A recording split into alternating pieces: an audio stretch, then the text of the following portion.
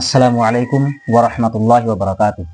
আলহামদুলিল্লাহি রাব্বিল আলামিন ওয়াল আকিবাতু লিল মুত্তাকিন ওয়াস সালাতু ওয়াস সালামু আলা সাইয়্যিদিল আমবিয়া ওয়াল মুরসালিন আম্মা বা'দ। সম্মানিত ভিউয়ার্স ও দিনী ভাই বোনেরা, আপনারা দেখছেন জিন জাদু চিকিৎসক চ্যানেল থেকে। যারা আমার এই চ্যানেল নতুন, অবশ্যই চ্যানেলটিকে সাবস্ক্রাইব করে রাখবেন, কারণ প্রতিদিন আপনাদের জন্য নতুন নতুন একটি করে ভিডিও বা আমল নিয়ে আসা হয়। আর প্রতিটি ভিডিও অবশ্যই লাইক শেয়ার কমেন্ট করবেন। তো আসুন জেনে নেই আমরা জাদুকরকে কিভাবে চিনব। কারণ আমরা চিকিৎসার জন্য বিভিন্ন রকম মানুষের কাছে যাই, তো কোনো কোনো সময় এমন হয়ে যায় ওরা চিকিৎসা না করে আমাদের উপর উল্টা জাদু করে বসে দেয়। আমরা পরে কি হয়, বিভিন্ন রকম সমস্যার মধ্যে সম্মুখীন হই। তো আমরা জাদুকরকে কিভাবে চিনবো, আজকে চেনার 23টি উপায় আপনাদেরকে বলবো। আপনারা শেষ পর্যন্ত দেখবেন, নাহলে বুঝতে পারবেন না। 1 নাম্বার, মা বাবার নাম জিজ্ঞাসা করবে। কোন কবিরাজ যদি আপনার কাছে মায়ের নাম এবং বাবার নাম জিজ্ঞাসা করে, তাহলে বুঝবেন যে সে জাদুকর। 2 নাম্বার, আপনার ব্যবহৃত কোনো কাপড় চাবে। যদি বলে আপনার ব্যবহৃত কাপড়ের টুকরা লাগবে বা আপনি টুকরা নিয়ে আসেন, কারণ সেই টুকরার মধ্যে শরীরের ঘাম বা শরীরের ঘ্রাণ মিশ্রিত থাকে, যেটা দিয়ে ভয়ঙ্কর ভয়ঙ্কর জাদু করা যায়। তো কারণ একটা ঘাম আরেকটা ঘামের সঙ্গে মিল থাকে না, একটা ব্যক্তির ঘামের ঘ্রাণ আরেকটা ব্যক্তির ঘামের ঘ্রাণের সঙ্গে মিল থাকে না, ঘামের যে প্রয়োজন থাকে সেটা মিল থাকে না। এই জন্য ওই কাপড়ের মধ্যে আসরটা বেশি হয়, ঘ্রাণযুক্ত কাপড়, যেটা ব্যবহৃত কাপড়। আপনারা এর থেকে সাবধানে থাকবেন। 3 নাম্বার, কবরস্থানে মাংস দিয়ে আসতে বলবে, যে এই রক্ত কি এই মাংস কবরস্থানে রেখে আসবে। যদি এরকম করতে বলে, তাহলে আপনি জেনে নিন সে জাদুকর।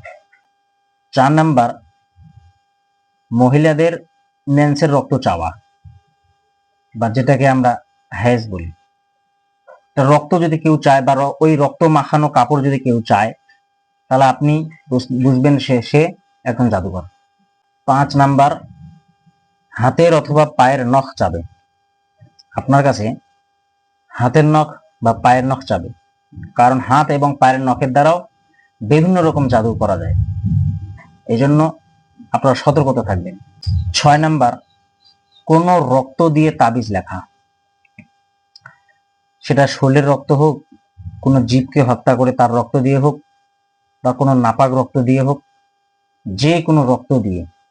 অনেকে এরকম রয়েছেন, কোন জীবকে হত্যা করতে বলবে, ওই রক্ত দিয়ে তাবিজ লিখে দেয়। তো রক্ত দিয়ে তাবিজ লেখা, এটি হচ্ছে একটা জাদুকরের কাজ। তো রক্ত দিয়ে তাবিজ লেখা যদি এরকমটা কেউ করে, তাহলে আপনি বুঝে নেবেন সে একজন জাদুকর। 7 নাম্বার, প্রস্রাব পায়খানার জায়গায় তাবিজ পুঁতিয়ে রাখা, বা কোনো তাবিজ বা কোনো নকশা আপনাকে বানিয়ে দিল আর সেটা হাতে ধরিয়ে দিল আর বলল যেটা তুমি বাথরুমে রাখবে, যেখানে বাড়িতে ওয়াশরুম বা টয়লেট যেখানে করা হয় সেই স্থানে আপনাকে পুঁতে বললো বা ওখানে রাখতে বলছে। তো আপনি যদি এরকম ভাবে আপনাকে যদি এরকম ভাবে বলা হয়, তাহলে আপনি ভাববেন যে সে একজন কি জাদুকর। 8 নাম্বার, আপনার কাছে কোনো কালো রঙের বা কোনো রঙের জীবজন্তু চাওয়া, যেরকম আপনাকে বলবে কালো রঙের মুরগ নিয়ে আসো, অথবা কালো রঙের ছাগল নিয়ে আসো, বকরি নিয়ে আসো ইত্যাদি। কালো রঙের এই মুরগ বা ছাগল চাওয়া বা কোনো পশু চাওয়া, এটি হচ্ছে জাদুকরের কাজ, কারণ সে একজন জাদুকর। তো আপনার কাছে যদি কালো মুরগ বা কালো ছাগল যদি চায়, তাহলে বুঝবেন যে সে একজন জাদুকর। 9 নাম্বার, কোনো পশু বা পাখির বা কোনো জীবজন্তুর হাড় চাওয়া। আপনাকে বলবে যে অমুক বিড়ালের মাথার খুপড়ি বা বিড়ালের পায়ের হাড় বা অমুক মানুষের হাড়, বা শ্মশান থেকে হোক, কবর থেকে হোক খুঁড়ে নিয়ে আসতে হবে, বা অমুক এরকম আপনার কাছে কোনো হাড় হাড্ডি চাইলো, তাহলে বুঝে নেবেন সে একজন জাদুকর। 10 নাম্বার, পায়ের তলার মাটি। কোনো ব্যক্তি হেঁটে যাচ্ছে, তার পায়ের তলার মাটি, ওই মাটিতে চাওয়া। আপনার কাছে যদি চায় বা ও নিজে জোগাড় করেছে, আপনাকে যদি বলে যে এটা হচ্ছে পায়ের তলার মাটি, পায়ের তলার মাটি যদি আপনার কাছে চায়, তাহলে বুঝবেন সে একজন জাদুকর। 11 নাম্বার, মাথার চুল চাওয়া। কেউ যদি মাথার চুল চায় তাহলে বুঝে নেবেন সে একজন জাদুকর। 12 নাম্বার,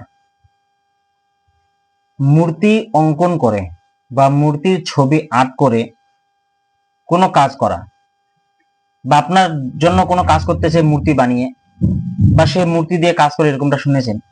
বা কাগজের মধ্যে মূর্তি আর্ট করে, মূর্তি লিখিয়ে মূর্তির উপরে কোনো কাজ করতেছে, তারা বুঝে নেবেন সে একজন জাদুকর।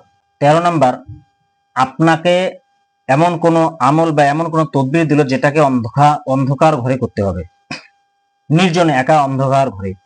তো আপনাকে যদি এরকম বলে যে অন্ধকার ঘরে 10 দিন বা 3 দিন বা অমুক কদিন থাকতে হবে, তাহলে বুঝে নেবেন সে একজন জাদুকর। 14 নাম্বার, বাথরুমের ভিতরে কোরআন রেখে তার উপরে দাঁড়িয়ে কোনো কাজ করা, কারণ এটি হচ্ছে পৃথিবীর মধ্যে সব থেকে জঘন্যতম কাজ। এর থেকে আর মনে হয় জঘন্যতম কাজ আর হয় না। আল্লাহর পবিত্র কোরআনকে বাথরুমে নিয়ে গিয়ে তার উপর দাঁড়িয়ে কোনো মন্ত্র বা কোনো জপ করা, অর্থাৎ এর মাধ্যমে কোনো জিন্নাতকে বা শয়তান জিনকে খুশি করা, আর সে যখন খুশি হবে তখন কাজ করে দেয়। এরকম ভাবে অনেক জাদুকররা কি করে, এরকম ভাবে কোরআনের উপর দাঁড়িয়ে কোনো মন্ত্র বা কোনো জপ করে, যার কারণে কোনো শয়তান জিন তার ফাঁদে পড়ে যায়, আর তারপরে ওই শয়তান জিনের মাধ্যমে বিভিন্ন রকম শয়তানি কাজ করে থাকে। এরকমটা যদি শোনা হয় তাহলে সে বুঝে নেবেন জাদুকর। 15 নাম্বার, কোনো পশু পাখিকে সৎকার করতে বলবে, যে তুমি পশু পাখিকে সৎকার করো অথবা পশু পাখিকে জবাই করে তার রক্ত মাংসগুলো কোনো জঙ্গলে বা কোনো কবরস্থানে বা ইত্যাদি কোনো জায়গায় ফেলে দিয়ে আসবে। তো এটাতে কি হয়, শয়তান জিনেরা এটা শোষণ করে বা ভক্ষণ করে। এটা যখন করতে বলবে তাহলে আপনি বুঝে নেবেন সে একজন জাদুকর। 16 নাম্বার, আপনার সামনে এমন কিছু পাঠ করতেছে যার মানে যার অর্থ বোঝা যায় না, বা কোনো কোনো সময় জোরে কোনো কোনো সময় আস্তে, বা এমন কোনো ঠোঁট নড়ে পড়তেছে যা বোঝা যায় না। এক কথায় যে এমন জিনিস পড়তেছে যার অর্থ যার মানে হয় না, এরকম যদি পাঠ করে তাহলে বুঝে নেবেন সে একজন জাদুকর। 17 নাম্বার, 17 নাম্বার হচ্ছে পানির থেকে দূরে থাকা। যদি আপনাকে এমন কোনো আমল বা এমন কোনো কাজ দেয়, দিয়ে যদি বলে যে আপনি এই কয়দিন পানির থেকে দূরে থাকবেন, কে 10 দিন, কে 11 দিন, কে 21 দিন, কে 41 দিন, যে আপনি পানির থেকে দূরে থাকবেন। কারণ মুসলমান তো পানির থেকে দূরে থাকতে পারবে না, সে তো 5 ওয়াক্ত নামাজ পড়বে, ও তো পানি দিয়ে উজু করতে হবে, এবার কোরআন তেলাওয়াত করবে, তাকে তো উজু রাখতে হবে। পানির অপর নাম হচ্ছে জীবন। তো পানি যদি আপনাকে ছুঁতে নিষেধ করে তাহলে বুঝে নেবেন সে এখন জাদুকর।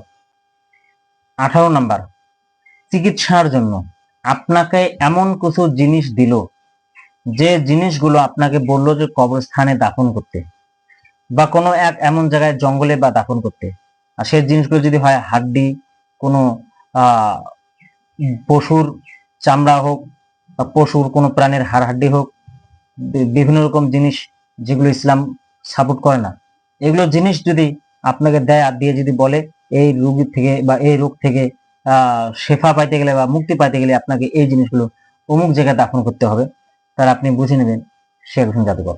19 নাম্বার, আপনাকে এমন কোন তাবিজ, এমন কোন নকশা এরকম ভাবে বানিয়ে দিল, যে নকশা বা যে তাবিজটি আপনাকে বললো যে প্রতিদিনের সকালবেলা কি সন্ধ্যাবেলা কি রাত্রিবেলা আপনি কি করবেন, সেটাকে জ্বালাবেন, ধোঁয়াটা বাড়িতে ছড়িয়ে দিবেন, এরকমটা করা, বা সেখানে কোন পুতুলের ছবি বা সেরকম মানে এমন জিনিস আর্ট করে দিয়েছে যেটার কোনো মতলব বা মানে হয় না। তো এরকম জিনিস যদি আপনাকে দেয়, দিয়ে লম্বা কাগজ বানিয়ে দিল বা বড় পেপারের মধ্যে বানিয়ে দিল, দিয়ে বললো যে এটাকে তোমরা কি করবে, প্রতিদিন একটি করে জ্বালাবে, তার ধোঁয়াটা বাড়িতে দিবে, তাহলে এই অমুক রোগ থেকে আপনারা সেবা পেয়ে যাবে ইত্যাদি, তাহলে বুঝে নেবেন সে এখন জাদুকর। 20 নাম্বার, আপনি যখন যাবেন চিকিৎসার জন্য, ওখানে গেলেই আপনার নাম ধরে ডাকবে, বা আপনার নাম বলবে, আপনার বাবার নাম বলবে, গ্রামের নাম বলবে, যে অমুক জায়গা থেকে এসেছেন, তুমি আসো। আসার পরে তোমার সমস্যাগুলি ও অটোমেটিক বলে দিল, তুমি কি খেয়ে আসছো না খেয়ে আসছো সব বলে দিল, অটোমেটিক আগেই বলে দিল।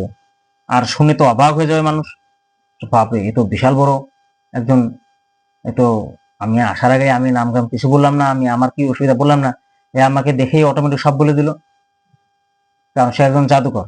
কারণ প্রতিটি মানুষকে আল্লাহ তাআলা যখন দুনিয়ার বুকে পাঠান, আর এই প্রতিটি মানুষের পিছনে একটি করে করিন নামে জিন আছে। সেই করিন জিনটা প্রতিটি মানুষের কাছে আছে। আর যে কবিরাজের কাছে বা যে বৈদ্যের কাছে গিয়েছে, সেই কবিরাজের যে জিনটা আছে, করিন নামে জিনটা, ওই জিনটাকে উনি কি করছেন, সাধনা করে নিয়েছে। তো যখন কোনো ব্যক্তি আসে তার কাছে, ওই ব্যক্তির কাছে অবশ্যই করিন জিন আছে। ওই করিন জিনটা আর এর করিন জিনটার সঙ্গে সম্পর্ক করে দেয়। যে উদাহরণ দিচ্ছি, মনে করো আমি ওরকম একজন জাদুকর, আমার কাছে যে করিন জিনটা আছে এটাকে আমি সাধনা করে আমার সঙ্গে করে নিয়েছি, আর ও যা বলবে আমি সব শুনতে পাই, বা ও বলে আমি সব অনুভব করতে পারি। তা আমি কি করেছি, মনে করো কোনো মানুষ আসলো, আসার সঙ্গে সঙ্গে আমার যে জিনটা, করিন জিনটা আমার সঙ্গে যেটা আছে, আমি ওকে জিজ্ঞাসা করলাম যে দেখো বাইরে কোন মানুষটা দাঁড়িয়ে আছে। ও বলে দিল যে হুজুর এরকম মানুষ আছে, তার বাবার নাম এটা, গ্রামের নাম এটা, তার এই মুগরুক ও মুগরুক, সে বলে দিল। আর ওই আমার এই করিন জিনটা জানলো কিভাবে, ওর কাছে যে ওই ব্যক্তির কাছে যে করিন জিনটা আছে, সেই জিনের কাছে সব শুনে নিল যে আপনি কোথা থেকে আসছেন, কি ব্যাপার, সব জেনে নিল। আর মানুষ শুনে তো অবাক হয়ে যায়, বাপ এই কবিরাজ এত কিছু জানে। আসলে এটা হচ্ছে একটা এই যে জাদুকরের কাজ, জাদুকর। আপনার এর থেকে সাবধান থাকবেন। 21 নাম্বার, এমন কোন তাবিজ লিখলো বা আপনাকে কোনো এমন তাবিজ লিখে দিল যার কোনো অর্থ বা মানে বোঝা যায় না। 22 নাম্বার, কোরআনের আয়াতকে উল্টো দিক দিয়ে পড়া, বা কোরআনের আয়াতের মাঝে মাঝে ওর নিজের থেকে কোনো কিছু ঢুকিয়ে দেওয়া। কোরআনের আয়াতকে উল্টো দিক থেকে পড়া, বা কোরআনের আয়াতের ফাঁকে ফাঁকে মাঝে মাঝে কোনো এরকম আরবি শব্দ বা কোনো এরকম জিনিস ঢুকিয়ে দেওয়া, মনে হবে যে ওটাও মনে হয় একটা কোরআনের আয়াত, এরকমটা পড়া।